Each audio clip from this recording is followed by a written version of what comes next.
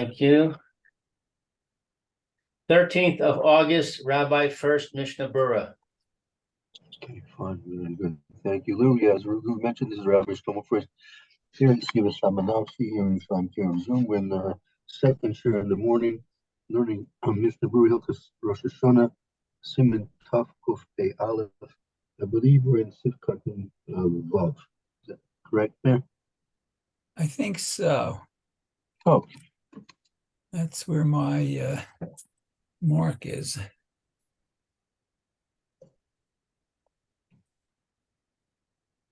Okay, so it says, let's see, Miyom Rishon, Shavua Shalifanav.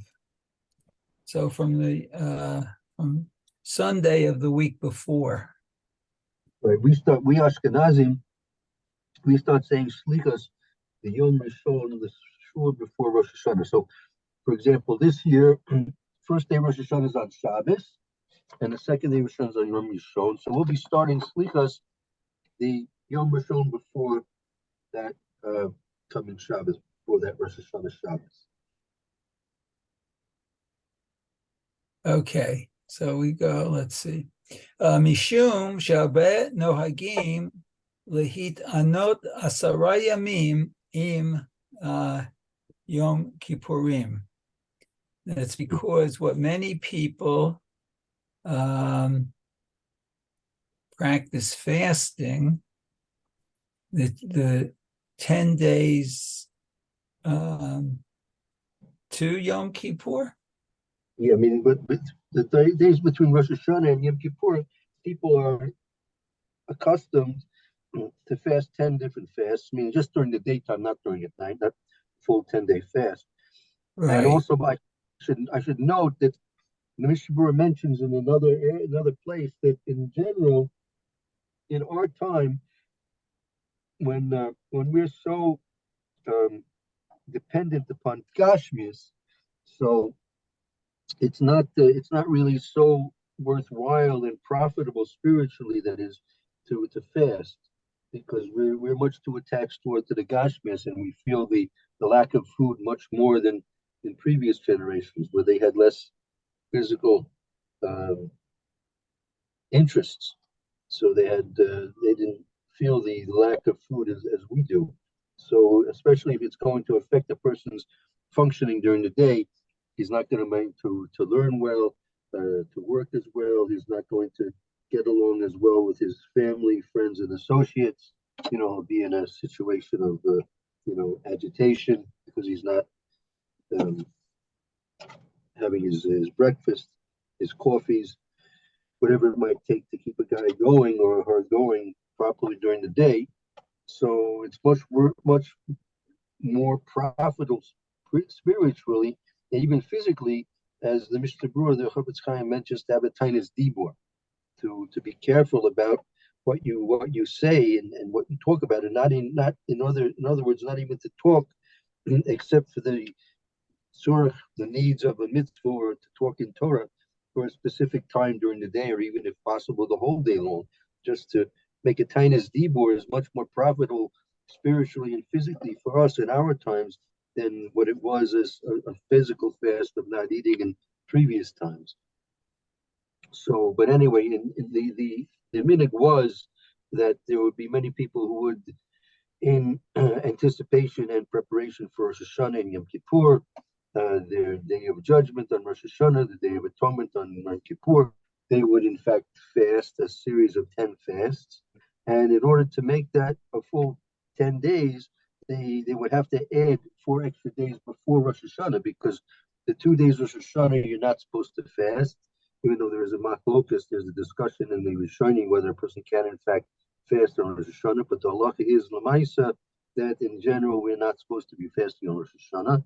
And then, of course, on Erev Yom Kippur, you're not supposed to fast because you need that day of eating, which is even according to some, we'll see as we get to the halachas, mitzvah shembli neder, that even some may say that eating on Erev Yom Kippur is a mitzvah d'oraisa, and so you can't fast on Erev Yom Kippur. And also, there's always a Shabbos, at least one. Sometimes there's in fact 2 Shabbos, and coming between Rosh Hashanah and Yom Kippur. So therefore, they're lacking 4 days of the 10. So therefore, they add extra 4 days before Rosh Hashanah to fast, and therefore we begin Selichos along that as well, because it goes hand in hand. The Selichos and the fasting go hand in hand. They complement each other. The physical fasting and the Selichos complement both the physical aspects of a person is fasting and the spiritual aspects of a person is Selichos is asking for and doing tshuva to Kadosh Baruch Hu for what he's done in the past year. So therefore, we need an extra 4 days before Rosh Hashanah. Okay, let's continue. Okay, so I think you covered this. U'yolam yachzru arba'a yamim meRosh Hashanah ad Yom Kippur shelo yuklu lihidanot. So you can't fast on those 4 days. Dehainu shnei yamim Rosh Hashanah v'Shabbat Tshuva ve'erev Yom Kippur, and those were the days you mentioned. Right. L'kach Tzarik lahashlim arba'ah. So in order to complete the 4 days, in order, it's required lahashlim to complete arba'a yamim kodem Rosh Hashanah, the 4 days before Rosh Hashanah. Okay. Ukidei sheyihye yom misuyam lehatchala tiknu yom rishon b'chol pa'am.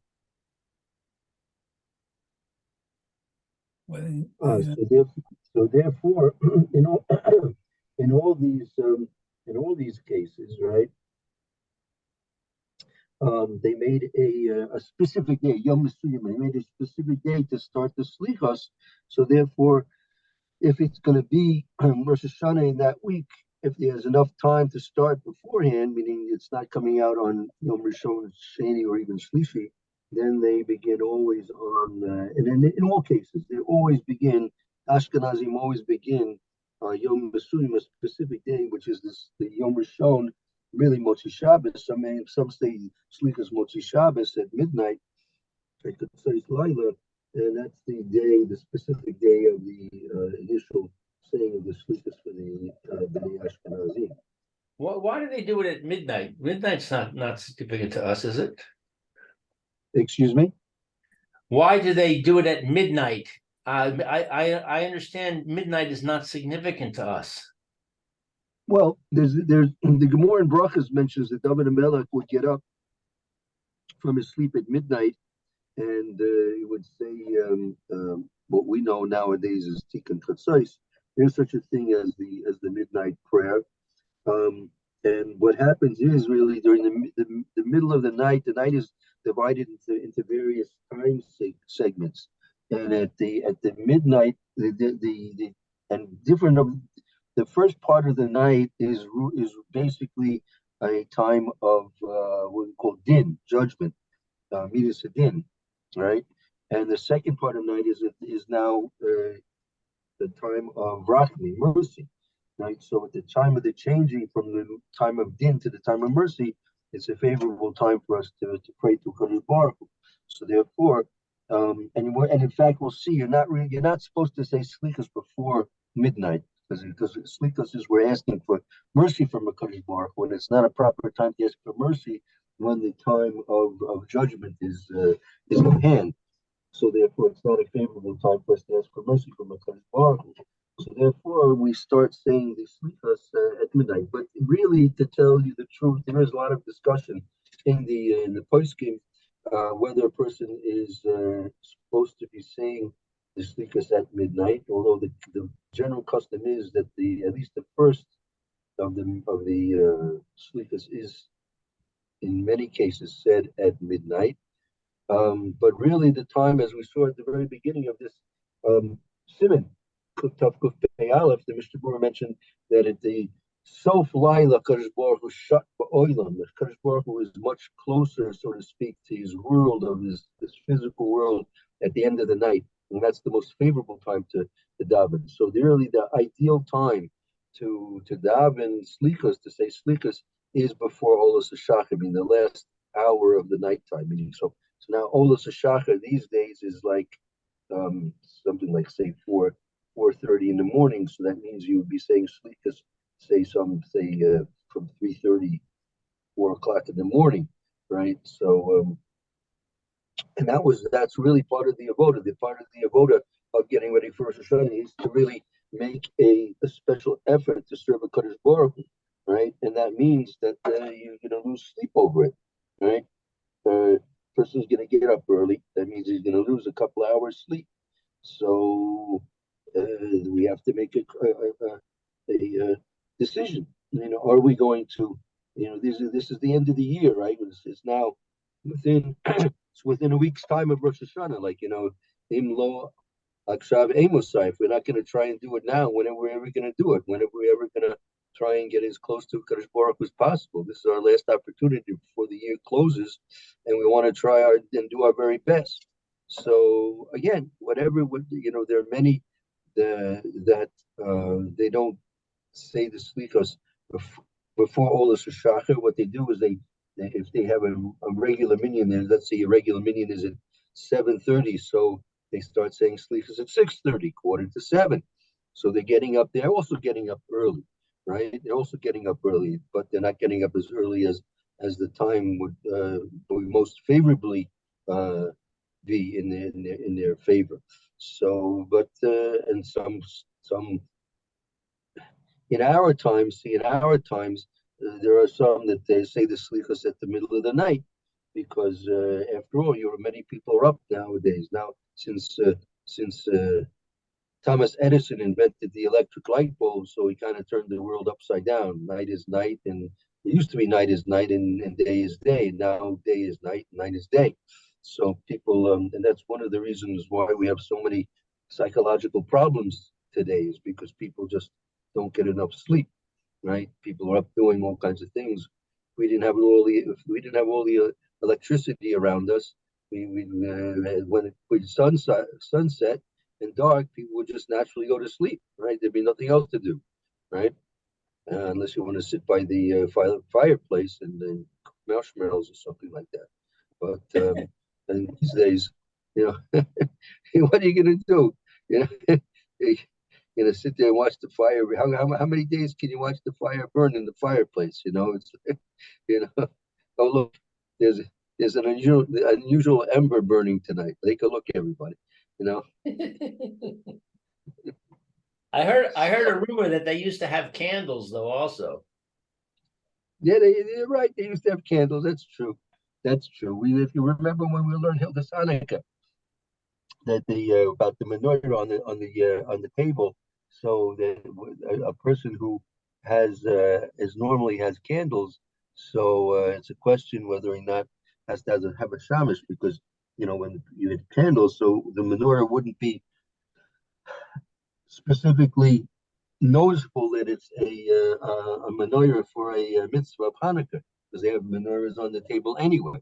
So yeah, there was such a thing as they had candles, but again, don't forget, candles cost money. The easiest and cheapest thing you could do in the old days is just go to sleep after it gets dark, right? Right. Go to sleep. Go to sleep. You save money, you save your soul, you save your body also, you get up when you hear the birds chirping in the middle of in the early morning, you get up with them and you go to sleep with the sunsets. So and people were very happy. And believe me, in those days they didn't have so many psychologists and psychiatrists. Believe me, they didn't. They invented psychology along with the invention of the light bulb. You remember that? Put it down in your books that it was correspondingly invented at the same time, psychology and the light bulb, because light bulb is driving a lot of people crazy. But anyway, enough with the philosophy. The the like every technology has its ups and downs. What can I say? When Arishon invented the fire, so like fire can be used as if it's controlled, it can be very good. If it's not controlled, it can be very destructive. But so a lot of people, Bisman is there in our times, particularly since they're up at midnight, people are up and around anyway. They're going to stay up till 1 o'clock in the morning anyway, right? So they might as well just go to shul and say slichas. So, but they lose out. They lose out a very important part of the avoda of saying Selichos. Part of the avoda of saying Selichos. Remember, Rebbe Tusky, son of Steinberg, explained that the getting up early, that we're and there is a sacrifice of sleep, that we're sacrificing our sleep in order to come closer to Kadosh Baruch Hu. And that's a very big advantage for us, especially at the end of the year, that in spite of whatever happened during the previous days of the year, but now at the end of the year, we're trying to do our very best. And in spite of the fact that sometimes people may be overly lazy and maybe even sleeping late, but now we're trying to make a good opportunity the last week of the year to come as close as Kadosh Baruch Hu by even cutting short our sleep and coming to say Selichos. And but if a person's simply staying up, he's going to stay up till 1 o'clock anyway. So he's going to go and say Selichos instead of doing whatever he says he's going to do around the house anyway. But so he loses that advantage of trying to wake up. And the whole point in the first halacha of Shulchan Aruch in Orach Chaim is Kabik Kari, right? That it's a very, very important part of our avoda. This corresponds very nicely with what we're learning in Pirkei Avos now, right? Right, you have Mizgabik Kari, right? And Az Kanemer, Kal Kanesher, Rutz Katzvi, Giber Kari, right? So the very first statements of the Shulchan Aruch is you have to Mizgaber Kari, the avodas of Berura. You have to Mizgaber, like you have to be mighty like a lion to serve the Shkadosh Baruch Hu and get up out of bed. So especially if you're going to be getting up extra early, and sometimes the Selichos is, if you're doing it the proper way at the proper time, it's going to be very early, right? So you have to misgaber, you have to be very strong and mighty to control yourself and to get yourself up out of bed. And that's a very big advantage toward the end of the year versus trying to show Kadosh Baruch Hu he's sorry for what maybe he did wrong during the previous year and he wants to improve. So at least for these few days, these 10 days between Rosh Hashanah and Yom Kippur, and the 4 days before Rosh Hashanah, at least he's going to try and get up early and serve a Kadosh Baruch Hu as properly as possible. So that's a big advantage. And you lose that if you're just simply staying up anyway, and instead of just staying around the house, you're going to go to shul and say Selichos. But again, what people do is what people do, and I'm not saying that to criticize anybody. I'm just simply saying that there's a big advantage to getting up extra early. That you have that idea, that concept, that midah of being mizgabek kari, which is a very important thing to try and achieve. And if you just try and do it even now, a short time before the end of the year, so that's also a very big achievement. When it comes to ruchnius, there's no small achievements. Any achievements you do in ruchnius is a tremendous. You have no idea. Rav Steinberg Zichrono Bracha used to always teach us. There's no ruchnius. There's no small thing in ruchnius. Everything is completely, infinitely valuable when it comes to ruchnius. We have no way of knowing and measuring the significance of any act which is a spiritual act of ruchnius. So we should try our best and our hardest, especially now toward the end of the year as it approaches. It's a show. Okay, let's continue on. Okay, so it says, let's see, the od tam kavu arba yamim shechein matzinu v'korbanot she'tunin bikor makom arba'a yamim kodem ha'krava.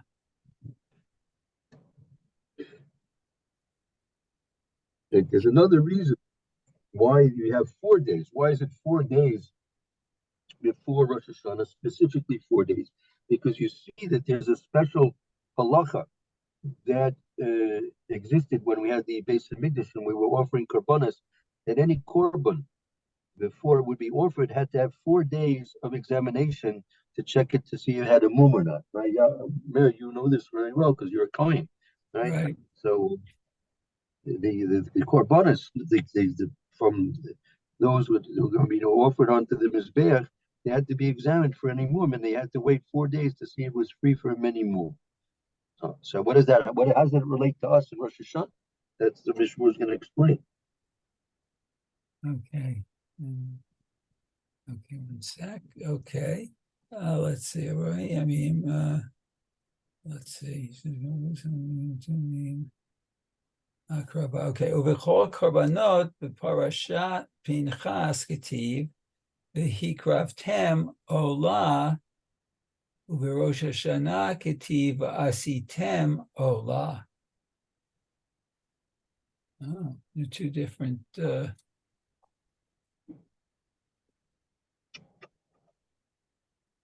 It says right this, like the Pashas Pinchas, he craft them oiler. It says you craft them oiler. You shall offer an oiler. That's with all the korbanos, right? That's with all the korbanos. But for Rosh Hashanah Kasiv, it uses a different. The Torah uses a different expression. Va'asisem oiler, meaning asisem, right? Not and normally it says you should offer an oiler. You craft them an oiler, you should offer. But here in Rosh Hashanah it says va'asisem oiler, that it should that you should make yourself. It's like making yourself an oiler. You should make yourself an oiler. Tremendous, tremendous finish here. Oh, So as the Mishnah explains, look at the explanation here of the Mishnah Brewer. okay, let's see. L'lamed b'Rosh Hashanah ya'aseh Adam atzmo ke'ilu makriv et atzmo. So that is teaching us, right, that a person should make himself as if he is offering himself to a Kadosh Baruch Hu. Each one of us on Rosh Hashanah should be offering ourselves, right, as a korban to a Kadosh Baruch Hu. And what does that mean? So he's going to explain a little bit more what that means. But that's a tremendous insight into the depth of what Rosh Hashanah is all about, right? We think, as I say many times, Rosh Hashanah is the easiest of all the Yomim Tovim to prepare for. All you have to do is buy some honey and buy an apple, right? And Rosh Hashanah night, you just have to dip the apple in the honey, and you did your mitzvah there. Then when the daytime, what do you have to do? All you have to do is listen to the shofar. You did nothing at all. You don't have to go out and buy a lulav and esrog and a rubis and hadassim. You don't have to build a sukkah. You don't have to bake matzahs, right? On Shavuos, you have to bake cheesecake, right? Shavuos, you have to bake cheesecake. Here, Rosh Hashanah, you don't even have to bake anything. All you have to do is buy an apple, buy some honey, and you're all set. And on the day, just go to shul and listen. All you have to do is listen, right? Shavuos, you have to stay up all night and learn Torah, right? That's a big thing. That's a big job, right? Pesach, right? There's a lot of effort. Rosh Hashanah is the easiest of everything. That's what you would think if you just look at from the superficial level. But if you look at the depth of the significance of Rosh Hashanah, then here you're supposed to make yourself into a korban, right? So that could be very well the most difficult of all things. Even Yom Kippur, okay, so you're going to fast, right? So fasting, so fasting, it's not an easy thing to fast the whole day, good at least 24, maybe 26, 27 hours, not an easy thing. But as they say, it's easier to fast l'shem shemayim than to eat l'shem shemayim. Eating l'shem shemayim is a much higher level than fasting l'shem shemayim. Okay, you fast, you want to do it because Hashem says to do it. Very good, fine, 100% perfect. But however, if you're eating l'shem shemayim, if you take your daily breakfast, you take a lunch, you take even a snack or a cup of coffee, and you're taking that cup of coffee l'shem shemayim, so you should be able to have a little extra energy to serve a Kadosh Baruch Hu, learn a little bit more clearly, right? Not to feel so tired, right? Even to do your job, if you're working, to do your job, you want to do your job more properly, so you take a cup of coffee break, you do it l'shem shemayim, right? So that's a much harder thing to do than if you're simply fasting l'shem shemayim. But we'll have to stop here. Make a note that we're going to pick up on this point tomorrow, Mayor. It's worth discussing this because this is really the real basis of understanding what our job is on Rosh Hashanah, how we can try and achieve what Hashem is looking and hoping for us to do. Thank you, Mayor. Very good. Okay, very good. Have a wonderful day and hope to see you tomorrow. Okay, you too. Thank you, Rabbi. Thank you, Mayor. Thank you, Lou. Thank you, And Lou. luck with your washing machine there, Lou. Hope to see you work it out. Emirz Hashem, thank you. Okay.